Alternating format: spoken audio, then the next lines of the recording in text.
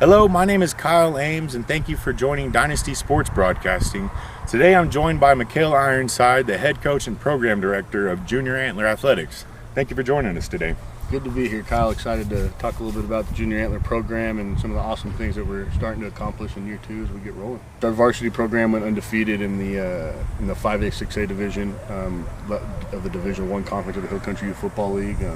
They had an awesome year, smart group of kids that played an awesome year, grew throughout the season, and went undefeated and won a championship game against Smith Valley. That was pretty impressive for a first-year program for sure. Accomplished a lot of great things off the field as well with the kids. Just overall, I think we exceeded a lot of the expectations of myself, the board members, a lot of the parents, it being our first year and kind of getting this thing up and rolling in the right direction. It was just a wonderful start for sure. What inspired you to become the program director, the head coach, and to basically start this program, the Junior Antler Athletics? Yeah, I moved back here, being a kid that was from here, grew up and went to high school here, and moved back here and had a stepson going through the YMCA sports, which I love.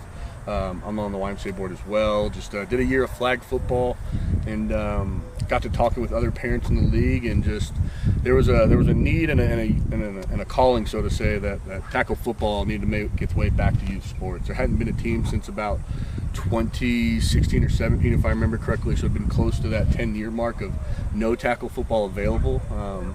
And if we were going to do it, we wanted to make sure that we did it the right way. It wasn't going to be just a league here in town. The numbers aren't the same as they used to be back with kids, and so we were able to find a league that would kind of promote what we wanted to really look into, and that's being a little bit step above kind of that YMCA rec community style sport and get it into more of kind of the student athletes, preparing the kid for the next level of football that they're going to see.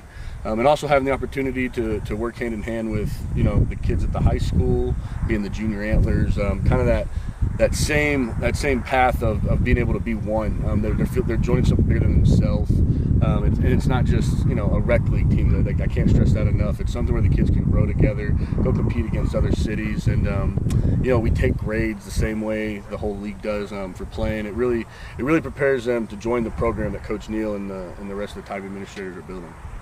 You mentioned the level of competition in the Hill Country Youth Football League. How does that prepare these kids for the future of football? Yeah, I think it's one of the greatest things about the league we joined, and not just the program that we've started, is the league was founded on the belief of being kind of a feeder program for all of the different cities that are in the league.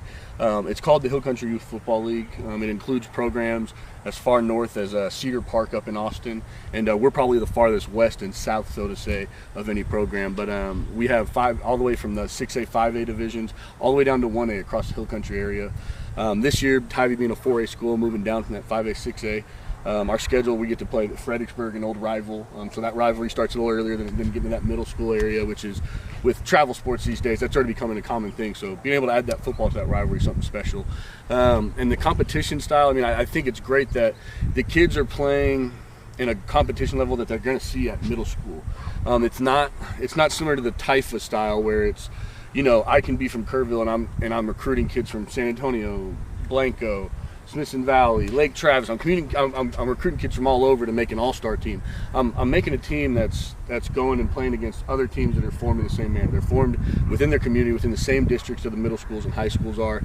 So it's something realistic for them to see. And the entire league, they do everything they can to, similar to us, is we're running the same offenses, we're running the same defenses. We're the Junior Antlers, the Bernie Chargers are the Bernie Chargers. It's so that similarity, that familiarity, and just the level of competition with the districts makes it so much more fair, in my opinion. We can separate 1A, 2A, 3A, 4A, 5A. It's not a B, C division type thing, which I think is one of the greatest things about it, because the kids get a reality check of, hey, I may have been the best here in Kerrville, or we played flag football and there are 4 or 5 of us that really got after it. Well, now we're all together and we're going to play against Bernie's 5 or 6 best. We're going to play against Fredericksburg's 5 or 6 best, Smith Valley's 5 or 6 best, to put you in a place where it challenges you, but you're not overwhelmed by an all-star team. It's a beautiful fine line in that middle point that's great for a small community.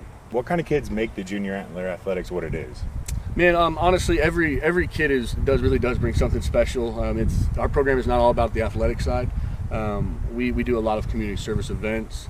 We get the opportunity for the kids to get out and get in front of the Tybee crowds, all of that nature, man. And the kids who buy into the program and they make the 100-degree practice day that much funner because of their personality and who they are, and the kids being willing to just be the innocent kids that kids are, and go out to, like, we have our mega food drive that we're doing again with Light on the Hill this summer, man. Like, just seeing the kids out there playing and being kids and building relationships with one another, and also while they're doing that and getting to know kids from, you know, different elementary schools and so on, they're also out in front of our community handing out food and filling food with families that need it after the flood. And it's a beautiful thing when you see somebody who's in a rough spot, and, you know, a kid does something silly standing over here in line, has no idea how much he just lit up somebody's day. It's those little things that make every kid very special to the program, and also athletically, like, we start at the bottom and bring them up together. Tackle football is something most of these kids haven't done because we haven't had a 10-year program running or anything. So everybody gets to see everybody else slip up. Nobody's perfect from the start at tackle. You know, you got kids putting on helmets backwards. You got kids showing up with pants on backwards, a leg out. Like, it's a lot of silly stuff like that, to where everybody on the roster has one of those moments. It kind of brings them all together, to where there's not too much of the picking and bullying that you can see sometimes inside. You mentioned the community. I mean, we all know how Kerrville is, especially after the floods we've had recently. What is a way the community can give back and can support the Junior Antler athletics?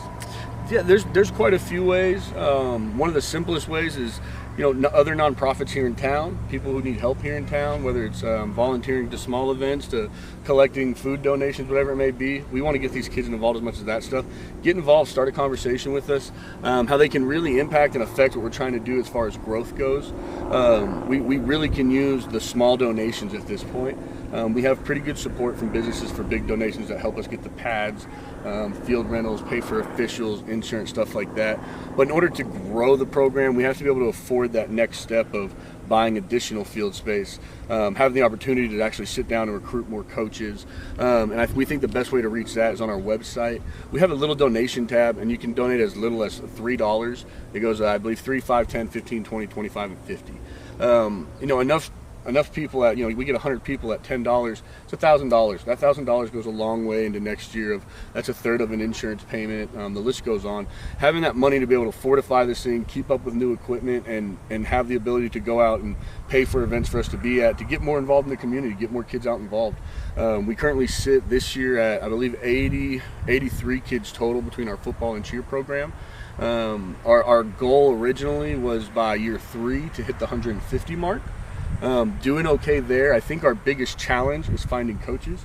So even just having, if you're somebody who maybe doesn't have a kid at this age, but, you know, you want to give back to this community, maybe you're an old Tivy guy, a lot of the coaches out here are. It's a great opportunity to come and get involved in your community again, stop being on the outside, because we certainly want to get to that 4 or 5 team mark. A lot of these programs have 6, 7, and 8 teams going on. They have A teams, B teams, from kindergarten teams all the way up to that 6th grade level. And that's something we're looking to grow. Is just finding good, dedicated coaches with the right mentality for the right reason, with the right heart, is something that's very hard. So getting involved is also more than coaching on an adult standpoint. We can also, on game days, typically, we can use somebody that we have to do play counts for that can help us do play counts. We're looking for guys that can film games for us and help us track playing better, so we can watch film on Sundays to help these kids improve on their fundamentals as they grow throughout the season. We're also looking for people to kind of take on some of our extracurricular tasks that we try to do for the kids. One being, we set up a game at Dallas Cowboys Stadium where we go down there for the whole day, and each division team gets to play 3 to 4 games on the Cowboys Stadium tours, a bunch of cool stuff for relatively cheap. Some of that sits on a couple of board members' shoulders' heads right now, so we're looking to pass some of those things off so we can focus on growth versus just experience. So there's a lot of ways to get involved, and there's a lot of directions this thing's getting pulled in. We have received great support from Kerrville Independent School District as well as the Ingram School District. We get Ingram kids too. Just of good support they think we're doing something right, we're building something strong, and they want to be able to push kids to us and help it, but we got to make sure we have the right adults at the end of the day. So just reaching out and starting a conversation is the best place to start. Lastly, I know we're getting bit up by mosquitoes out here, but what can fans expect to see this year 2 from the Junior Antler program to build off an undefeated season last year? We hope that this year that we can see a little bit more discipline out of our boys from the start. Last year, the older boys started out pretty strong, but it still looked wonky. We didn't feel either team even got near to the positive direction we thought we'd be on the field as a final product, so to say. So about game 4, and a lot of that was on the coaching. You know, some of us we we didn't know what Saturday was going to look like. Kids didn't know what Saturday was going to look like. So we're hoping this year with some of the things we've done through some summer workouts, some of the things that we have coming up this next week, that we can be a little bit more structured and prepared early on to have a much better, just crisper, finer product. And then secondly, man, the group of kids that we have out here this year, one thing I've learned about them this summer is they may not always be the most athletic and throwing the ball the farthest and so on, but man, we got an exciting bunch of kids that, man, good or bad, they're picking each other up, they're laughing at one another together versus at each other. So there's a little bit of a cohesiveness between both rosters that's been very interesting to watch this summer. So at the end of the day, I think more than anything, you're going to see some laughs out on the field. It's a good time. It's youth football. We have a couple new on the coaching staff who are fitting right in there with showing their personalities of that brunt force when you need it under that tackle football, and then on the sideline over here rolling around on the ground with kids as they cover them in turfs. It's just one of those things where it's a fun relationship to see grow and everybody finding their spot. But this group of kids is very special to me in the personality aspect. And we don't have a lot of shy kids. We got a lot of kids out there having a good time, enjoying themselves, and that's ultimately what we want to see. We want them to have a love for the game and a respect for the game. Again, my name is Kyle Ames, joined by Mikhail Ironside, the head coach and program director for Junior Antler Athletics. This is Dynasty Sports Broadcasting. Thank you for joining us. We'll see you next time.